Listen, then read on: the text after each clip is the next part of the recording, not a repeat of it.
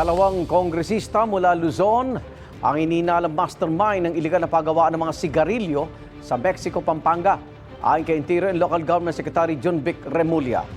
Hindi muna pinangalanan ni Remulla ang mga kongresista habang patuloy ang investigasyon.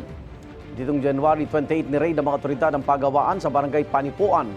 Ayon sa DILG, nakumpiska roon ng kaun-kaung sigarilyo, raw materials, peking BIR stamps at mga makina. Inaresto ang 6 na Chinese na nagpapatakbo raw ng pagawaan. Nasagip naman ang 6 na pong manggagawang Pilipino na biktima umano ng human trafficking. Pinagtatrabaho sila pero hindi umano pinapasahod. Pinagpapaliwanag naman ng PNP ang mga incorporator ng warehouse na 3 Pilipino at 2 Korean. Sinisikap din ng GMA Integrated News na makuha ang kanilang mga pahayag.